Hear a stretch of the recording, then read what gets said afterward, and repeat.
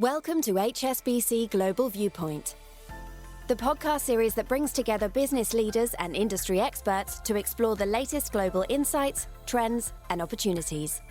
Make sure you're subscribed to stay up to date with new episodes. Thanks for listening, and now on to today's show.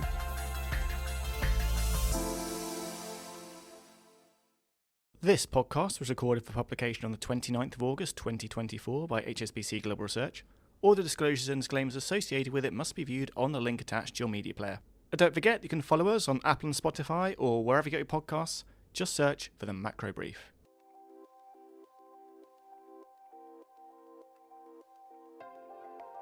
Hello, I'm Piers Butler and welcome to the Macro Brief. Now, as we return from the summer break, investor attention is firmly on the global major central banks. Falling inflation and the recent market volatility has heightened the appetite for rate cuts. But with many challenges on the bank's agendas, how quickly can they deliver? On today's podcast, we're assessing the options facing the Fed, ECB, and Bank of England. And to do that, I'm joined from New York by Ryan Wang, US economist. And here in the studio, we have Chris Hare, senior European economist. Ryan and Chris, welcome to the podcast. Great to be here. Thank you, Piers. Thanks, Piers. So in our last podcast, before we took a small summer break, we talked about the reasons behind the big market sell-off that took place at the start of August. It was violent but short-lived. One of the triggers was seen as US recession fears on the back of weaker than expected labor data, and then everyone seemingly pulled back from the brink and went on holiday and waited for Jackson Hole. So I guess we should explain the significance of Jackson Hole, and more to the point why in some years it's significant and in other years it goes by relatively unnoticed. Ryan, do you want to just help us out on that one? Yes, absolutely. So the Jackson Hole Economic Symposium, as its name suggests, is a policy forum hosted every year by the Kansas City Fed. And this year, the topic of the symposium was monetary policy transmission. But also what markets tend to focus on quite a bit is the commentary that we often hear from the chair of the Federal Reserve, Jerome Powell. And this year, again, was no disappointment in that sense, as we got a pretty clear signal from the Fed chair that a rate cut is likely to be delivered at the next policy meeting in September.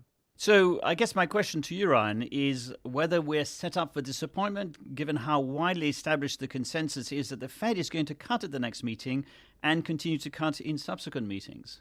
Well, this is a very interesting question. And you mentioned the catalyst, which has been a lot of attention on what's happening in labor markets in the United States. And so, a lot of the recent market angst indeed was kicked off by the July labor market report in the United States, which showed a further rise in the unemployment rate from 4.1% all the way up to 4.3%.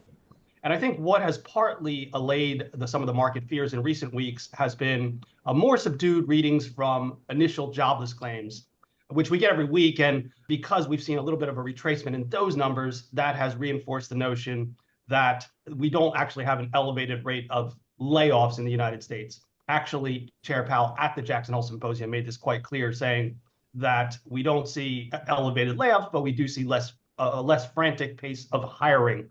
And so it's this nuance, which I think is important and may convince FOMC policymakers to begin with a more incremental rate cut in September of 25 basis points, according to our forecast. Now, we do expect an additional 50 basis points of rate cuts delivered in 25 basis point steps at the subsequent meetings in November and December. And so that would overall mean 75 basis points of rate reduction this year, followed by an additional 75 basis points of rate cuts in 2025. And can we say that the inflation genie is firmly back in the bottle, or are there risks on that front? Well, I think there's always risks on both sides. What we can say is that core inflation has fallen below the 3% level in the United States. And I think over the remainder of this year, we could be bouncing around somewhere between 2.5% and 3%. So I wouldn't say that inflation is firmly back to what the Fed is looking for with, of course, its 2% inflation target. But I think the labor market signals actually have a double implication. They form one half of the Fed's dual mandate. And so the Fed is directly focused on the unemployment rate and the pace of job creation. But also the gradual softening of labor market conditions also, I think, reduces the future upside risks to inflation. And that's probably another reason why the Fed is now looking at these risks as more fully balanced. And so therefore, the move, at least towards incremental rate cuts, is likely upon us. So good news, hopefully, on the interest rate front out of the US. Turning to Europe, Chris, you've just published the latest edition of the Europe Macro Tracker. We had all the focus in Europe on the French parliamentary elections end of June, beginning of July. But since then, on the macro front, it's been relatively quiet. And the focus has been firmly on the US, I guess also where we're going with AI. Now that we've had the NVIDIA results, which were eagerly anticipated, could the focus move to Europe? Are we any closer to a government being formed in France? Update us. Well, potentially. August tends to be quiet in Europe. This year was really no exception, but we do have upcoming policy meetings from the point of view of the European Central Bank and the Bank of England. The ECB's meeting is going to be on the 12th of September, and it's going to be an interesting one.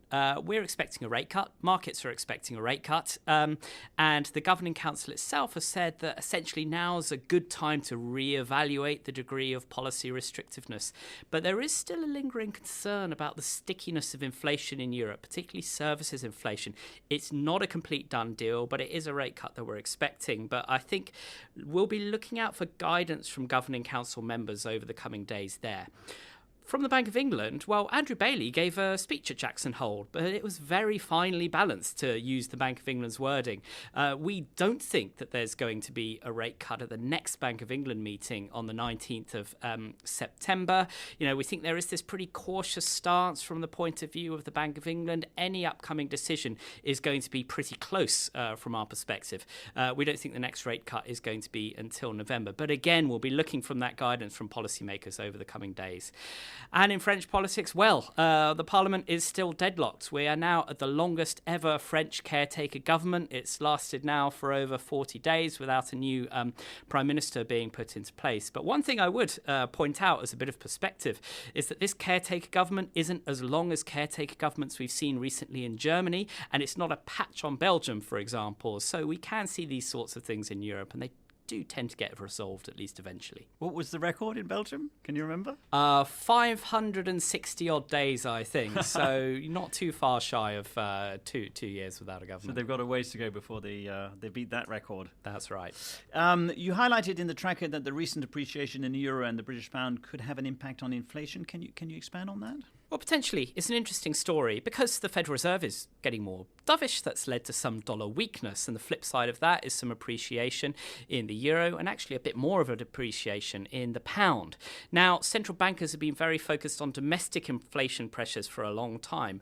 But this currency appreciation might actually start dragging down on imported inflation a little bit. So that's something that might start percolating in terms of policymakers thinking over the coming months. We don't think it's yet a kind of first order monetary policy issue, but it's, I think, something that's worth bearing in mind in a way that hasn't been over the last few months. All in all, I would say, just as the man in the street, that the outlook is not that bad. So why is household confidence struggling to recover?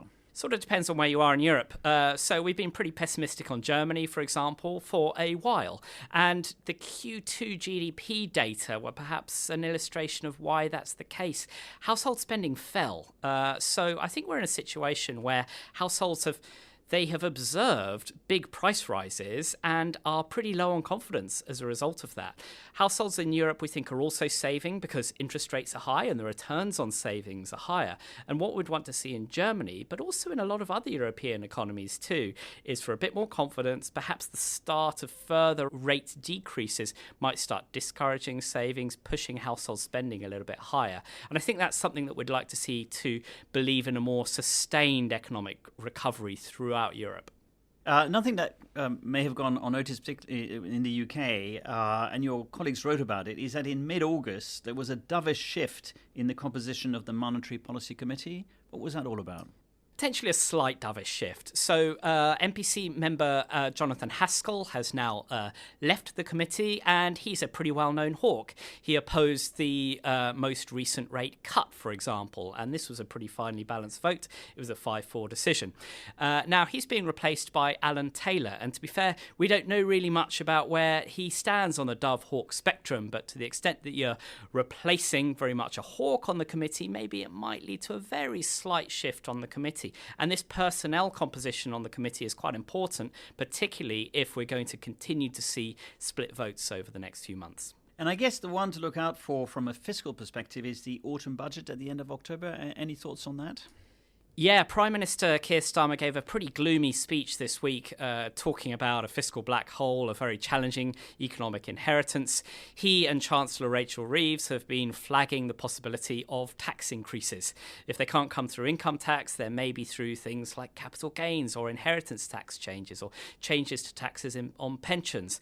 And all those kind of things are trying to meet existing fiscal rules, which Labour is signing up for. So potentially for the UK economy as a whole, it's a fiscal statement that might make quite challenging reading, I think, when we come to the end of October. That's all we've got time for today. Ryan and Chris, thank you very much for bringing us back up to date as we go back to school. I'm sure we'll have you back on the podcast to comment on developments. So for now, thank you very much. Pleasure. Thanks so much, Piers. And now here's a few recent reports from the global research team that you might have missed. Our second Funding the Future survey, which offers a window into the world of venture capital, shows that investors have cut back expectations of increased VC activity in the coming 3 months. However, optimism for a pickup over a 12-month horizon remains, with investors anticipating a more favorable interest rate environment. The report, led by data scientist Shiva Jun, also examines activity in two important sectors for private and listed equity investors alike, tech and healthcare. As the energy transition gathers pace, demand for critical minerals like lithium, cobalt, nickel, and others you might not even have heard of is set to surge. Shanella Rajanagam, trade economist, and James Pomeroy, global economist, have investigated the potential implications for trade flows and trade policy, and looked at who the winners might be as these shifts play out. And our ESG Summer series of reports has continued, where the team look at sustainability in less obvious places. The latest report examines the effect of space debris as well as the impact of extreme weather on the aviation industry.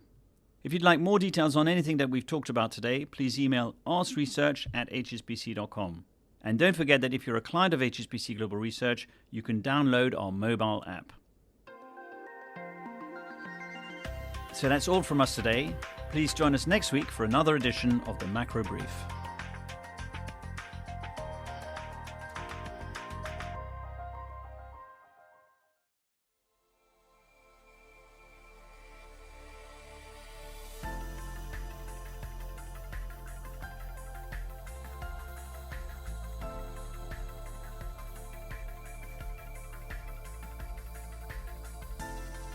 Thank you for joining us at HSBC Global Viewpoint. We hope you enjoyed the discussion. Make sure you're subscribed to stay up to date with new episodes.